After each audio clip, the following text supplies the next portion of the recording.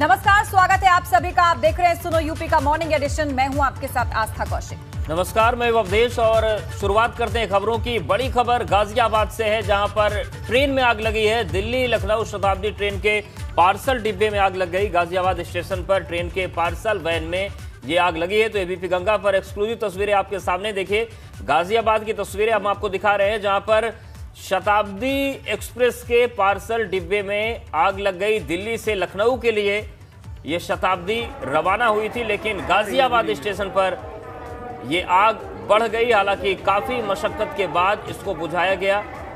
3 तस्वीरें आपके सामने हैं। दिल्ली से लखनऊ के लिए ट्रेन सुबह रवाना होती है। ट्रेन के पार्सल बॉक्स में आग लगी और काफी देर की मशक्कत के बाद आग पर काबू पाया गया। इससे पहले जो दून शताब्दी है उसको भी वो भी आग की चपेट में आई थी। और अब गाजियाबाद से तस्वीर सामने आई है।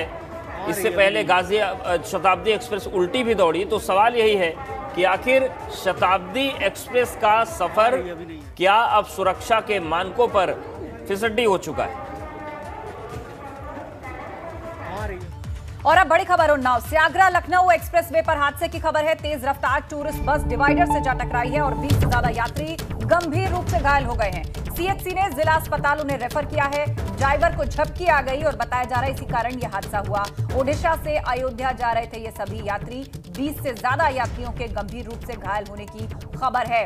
उन्नाव में आगरा लखनऊ एक्सप्रेसवे पर यह हादसा हुआ है। तेज रफ्तार एक टूरिस्ट बस डिवाइडर से टकरा गई। अपना नियंत्रण उसने खो दिया और 20 से ज्यादा यात्री चोटिल हो गए, गंभीर रूप से घायल हैं, जिन्हें सीएचसी से जिला अस्पताल रेफर कर दिया गया है।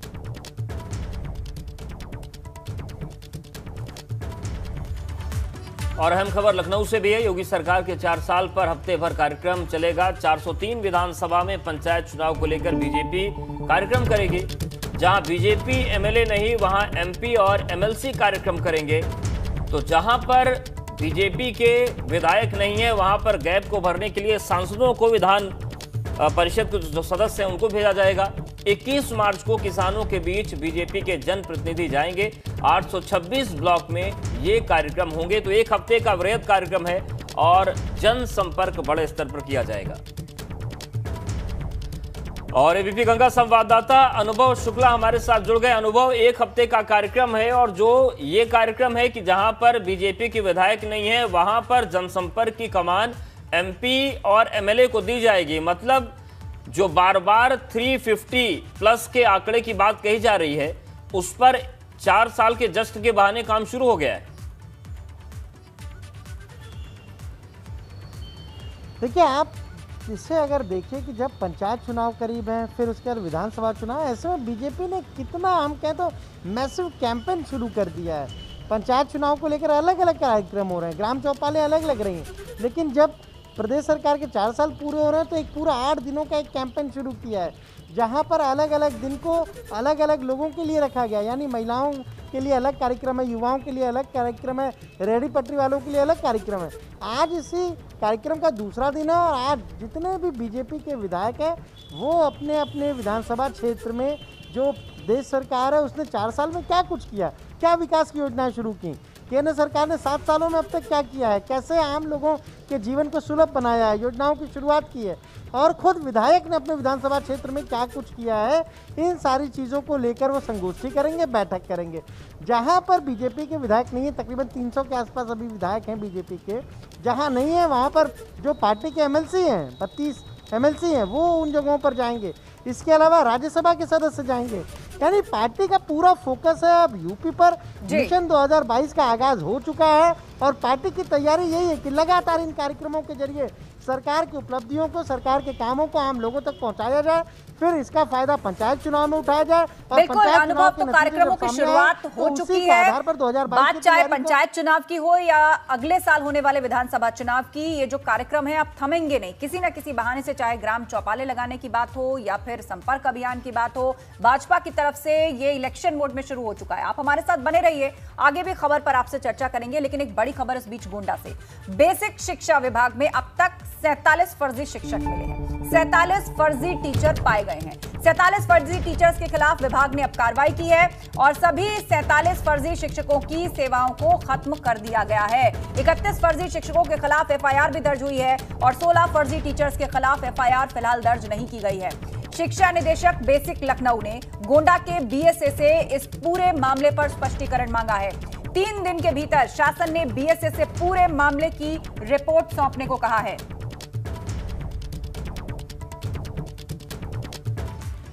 और आज से 3 दिनों के गोरखपुर दौरे पर सीएम योगी आदित्यनाथ हैं। गोरखपुर को सीएम योगी आदित्यनाथ सौगात देंगे।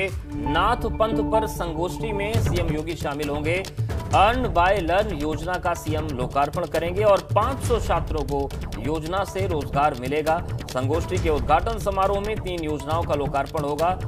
सोविनियर शॉप और बिजनेस इंक्यूबेटर सेल का भी लोकार्पण मुख्यमंत्री करेंगे। तो 3 दिवसीय दौरा है, अहम दौरा है। नाथ संप्रदाय पर संगोष्ठी है, साथ ही साथ जो छात्र हैं उनको रोजगार से जोड़ने के लिए कार्यक्रम की शुरुआत होगी। बिजनेस इंक्यूबेटर सेल का भी लोकार्पण मुख्यमंत्री करेंगे।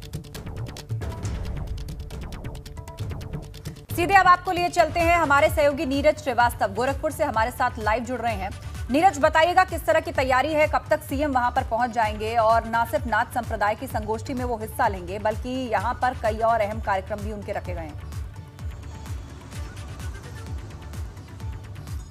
जी बिल्कुल आस्था, आपको बता दें कि कई कार्यक्रम इस 3 दिवसीय दौरे में मुख्यमंत्री के लगे हुए हैं। हालांकि सबसे महत्वपूर्ण जो ऐतिहासिक अंतर्राष्ट्रीय संगोष्ठी है, नाथ संप्रदाय का वैश्विक प्रदेय विषय पर 3 दिवसीय संगोष्ठी चलेगी और मुख्यमंत्री कुछ ही देर बाद 10 बजे से इस कार्यक्रम में सम्मिलित होंगे और उनके साथ शिक्षा मंत्री रमेश पोखरियाल निशंक भी होंगे।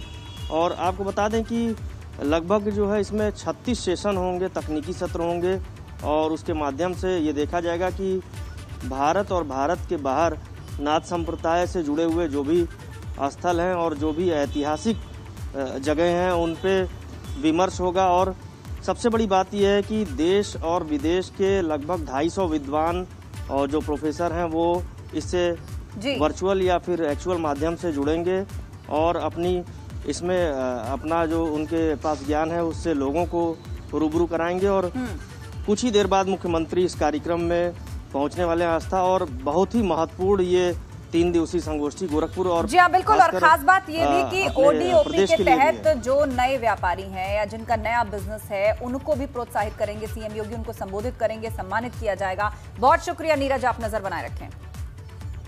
अगली खबर प्रयागराज से, नए कृषि कानूनों के खिलाफ आज किसान महापंचायत होने जा रही है। राष्ट्रीय लोकदल आज प्रयागराज में किसान महापंचायत करने जा रहा है और इस महापंचायत में आरएलडी नेता जयंत चौधरी शामिल होंगे। कोराव इलाके में यह महापंचायत होने जा रही है। प्रयागराज से अहम खबर, जहां पर कृषि कानूनों के विरोध में आरएलडी एक और महापंचायत करने जा रही है। कल मथुरा में अखिलेश यादव के साथ मंच पर नजर आए थे जयंत चौधरी। यहां से भी कृषि कानूनों के खिलाफ किसानों को संबोधित किया गया था और आज आरएलडी की महापंचायत प्रयागराज में लगने जा रही है। कोराव इलाके में महापंचायत होगी आरएलडी की, जहां जयंत चौधरी शामिल होने पहुंचेंगे। तो लगातार जो विपक्षी दल हैं, जैसे जैसे चुनाव नजदीक आ रहा है, कृषि कानून के मुद्दे को लेकर ज्यादा से ज्यादा किसानों तक, आम लोगों तक पहुंचने की कोशिश कर रहे हैं। और सीधे रुक करते हैं प्रयागराज का, मोहम्मद मोइन हमारे साथ जुड़ गए हैं। मोइन, जिस तरीके से ये महापंचायत होनी है, कौन कौन से नेता इसमें जुटेंगे और किस तरीके की तैयारियां हैं, क्या समर्थन किसानों का मिल रहा है? देखिए अवधेश, किसान तो सिर्फ एक बहाना है, असली मकसद जो सियासी फसल है उसको काटना है। जब से नए कृषि कानून आए हैं, जो विपक्षी पार्टियां हैं उनमें किसानों से हमदर्दी जताकर उनके वोट, उनको लुभाने की, उनके वोट हासिल करने की होड़ सी लग गई है। और राष्ट्रीय लोकदल की आज जो किसान पंचायत है उसको इसी नजरिए से देखा जा सकता है। राष्ट्रीय लोकदल का जो प्रभाव है वो पश्चिमी उत्तर प्रदेश में है, पूर्वांचल में और बुंदेलखंड में, और खासकर जो पूर्वांचल और बुंदेलखंड के बीच का शहर है प्रयागराज में राष्ट्रीय लोकदल का कोई आधार नहीं है। उसके बावजूद जयंत चौधरी यहाँ पर किसान सम्मेलन करने के लिए आ रहे हैं। दरअसल ये कार्यकर्ता सम्मेलन होगा और उसमें किसान सम्मेलन का नाम दिया जा रहा है और इसका असली मकसद साल 2022 के विधानसभा चुनाव की गणित तैयार करना है। अगले साल विधानसभा के चुनाव होने हैं, जयंत चौधरी को अच्छे से पता है कि वो अकेले कुछ नहीं कर सकते हैं, किसी न किसी पार्टी से उन्हें गठबंधन करना होगा, गठबंधन में ज्यादा सीटें चाहिए होगी, इसलिए प्रभाव के तौर पे ये दिखाना होगा कि पश्चिमी यूपी के साथ साथ पूरे उत्तर प्रदेश में उनका संगठन खड़ा है, इसलिए उन्हें ज्यादा सीटें चाहिए। ये बड़ी महत्वपूर्ण बात आपने मोहिन कही कि है तो ये कार्यकर्ता सम्मेलन, लेकिन नाम किसान महापंचायत का दे दिया गया है। कल अखिलेश यादव जयंत के कंधे पर हाथ रख रहे थे, उनके गढ़ में थे, और आज अखिलेश के प्रभाव वाले थोड़े क्षेत्र में जयंत आ रहे हैं। तो कुल मिलाकर एक दूसरे के गठबंधन को मजबूत करने की कोशिशें दिख रही हैं। शुक्रिया आपका जानकारी और अपडेट्स को देने के लिए। कोरोना के बढ़ते आंकड़े के बाद यूपी सरकार हाई अलर्ट पर है। लखनऊ के डीएम ने मास्क इस्तेमाल करने के निर्देश दिए हैं और सोशल डिस्टेंसिंग और कॉन्ट्रैक्ट ट्रेसिंग के आदेश भी दिए गए हैं। कॉन्ट्रैक्ट ट्रेसिंग के लिए रिकॉर्ड दर्ज करने के भी आदेश हैं। तो कुल मिलाकर लोगों की जो लापरवाही है उस दौर को एक बार फिर से वापस ला रही है। यही वो मार्च का महीना था जब सख्ती बढ़नी शुरू हुई थी, कोरोना के आंकड़े बढ़ने शुरू हुए थे, और फिर से वही हालात बन रहे हैं। लोगों को सतर्क रहने की जरूरत है, सतर्क करने की कोशिश प्रशासन कर रहा है। गाजियाबाद में 30 मई तक धारा 144 लागू हो चुकी है। नोएडा में 30 अप्रैल तक यह आदेश दिया गया है। तो कुल मिलाकर संदेश साफ है कि अगर सतर्कता नहीं बढ़ती तो यह सख्ती बढ़ती चली जाएगी।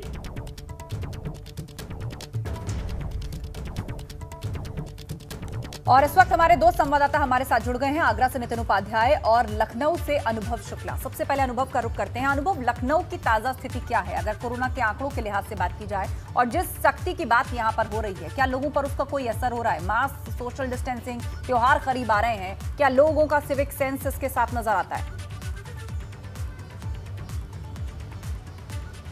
देखिए, ये लोगों की लापरवाही है जो हो सकता है आने वाले दिनों में और भारी पड़े, क्योंकि बीते 24 घंटे में लखनऊ में 90 मामले सामने आए हैं और पूरे प्रदेश में 393 केसेस सामने आ गए, और जनवरी के बाद ये सबसे बड़ा उछाल है। और अगर हम बात करें तो लखनऊ में भी ये दिसंबर के बाद सबसे बड़ा उछाल है। तो कहीं ना कहीं आम लोगों की जो लापरवाही है, लोग आपको कहीं भी आप जाइए, चाहे बाजार हो, चाहे सड़क हो, चाहे कोई सार्वजनिक स्थल हो, वहाँ पर बिना मास्क ही नज़र आ रहे हैं। सोशल डिस्टेंसिंग के नियमों को लोग फॉलो नहीं कर रहे हैं। इसके अलावा जो पहले निर्देश जारी किए गए थे कि कोई भी बड़ा अगर मॉल है या शॉप है, वहाँ पर भी सबका आपको थर्मल स्कैनर से टेम्परेचर लेना है, वहाँ पर सबके लिए सैनिटाइजर होना चाहिए। इन सारे नियमों की भी अनदेखी हो रही है और इसीलिए दोबारा लखनऊ के डीएम को आदेश जारी करना पड़ा, वरना क्या ज़रूरत थी? एक बार तो पहले ही आदेश जारी हो चुका था, लेकिन अब लोग लापरवाही कर रहे हैं, संस्थान भी कर रहे हैं, लोग भी कर रहे हैं, और इसी वजह से ये मामले बढ़ रहे हैं। दूसरा, होली का त्यौहार है, महाराष्ट्र से, दिल्ली से, पंजाब से, दूसरे राज्यों से लोग अपने घरों पर आ रहे हैं त्यौहार मनाने के लिए, और कहीं ना कहीं जिस तरीके से वहाँ पर संक्रमण फैला हुआ है उसका भी असर देखा जा रहा है। कुछ लोग अभी रैंडम टेस्टिंग में पकड़े गए रेलवे स्टेशन पर, तो वो कोरोना पॉजिटिव निकले। इसी तरीके से 1-2 अस्पतालों में वहाँ का जो स्टाफ है वो कोरोना पॉजिटिव निकला। तो लापरवाही सीधे तौर पर लोगों की है, और इसका हम कहें तो इसकी वजह से जो कोरोना के केसेस हैं वो बढ़ रहे हैं। बिल्कुल, केसेस बढ़ रहे हैं, मुसीबतें बढ़ रही हैं, सख्ती बढ़ रही है। नितिन हमारे साथ जुड़ गए आगरा से। नितिन, दुनिया भर के तमाम देशों में सेकेंड वेव आई और उसके बाद क्या हालत हुई सबने देखा। आप उस सेंटर पर खड़े हैं जो इतना खतरनाक हो गया था कि वहां के मेयर को, वहां के मंत्रियों को चिट्ठी लिखनी पड़ रही थी कि आगरा को बचा लीजिए। अब क्या उसी स्थिति की तरफ आगरा बढ़ता हुआ दिख रहा है, क्योंकि लोग तो मानने को तैयार नहीं है?